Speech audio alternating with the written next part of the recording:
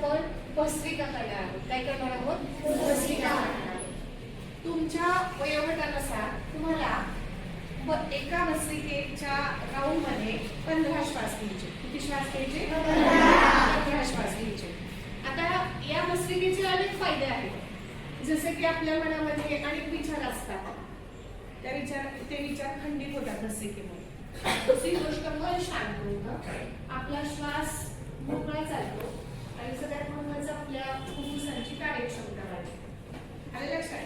त्यासाठी art of living जी भस्त्रिका आहे ती खूप महत्त्वाची आहे. सगळ्यात महत्त्वाचं आपलं कॉन्सन्ट्रेशन होतं. आपल्या शिष्यवृत्तीची परीक्षा द्यायची ना, पास व्हायचे ना? किती मुलांना प्राप्त व्हायचे आणि किती मुलांना शिष्यवृत्ती मिळवायची आहे? अरे वा, मिळवणार नक्की. बघू तर मग कोण होते ह्या वर्षीचा विनर. आणि पहिले 5 राजकुमार आणि 5 राजकुमारी कोण असतील ते बघूया या वर्षी. ठीक आहे, चला. तर मग आपण आज भस्त्रिका करू. सर्वांचे हात असे सैल ठेवायचे, डोळे मिटलेले. एक दीर्घ श्वासात सावकाश बाहेर, आणखी एक दीर्घ श्वासात सावकाश बाहेर. भस्त्रिकेसाठी श्वास घेऊया.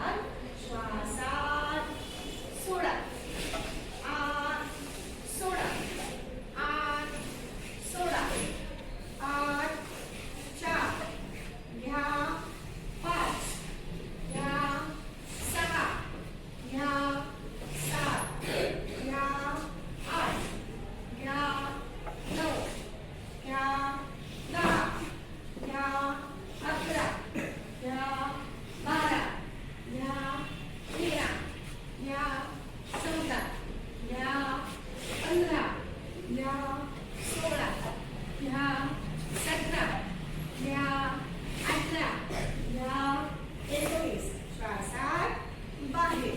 दोन्ही हात मांडीवर घेऊया. तळवे आकाशाच्या दिशेने. आपल्या तळव्यांवरती ज्या काही संवेदना जाणवत आहेत त्याकडे लक्ष घेऊन जाऊया.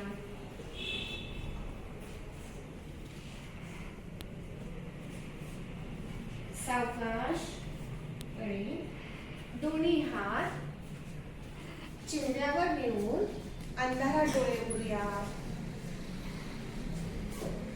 आणि दोन्ही हात पुन्हा आपल्या मांडीवर ठेवूया, म्हणजे आकाशाच्या दिशेने. पहा, आपण भस्त्रिकेचा 15 चे 3 राऊंड करणार आहोत. मी आता 20 श्वास घेतले, बरोबर?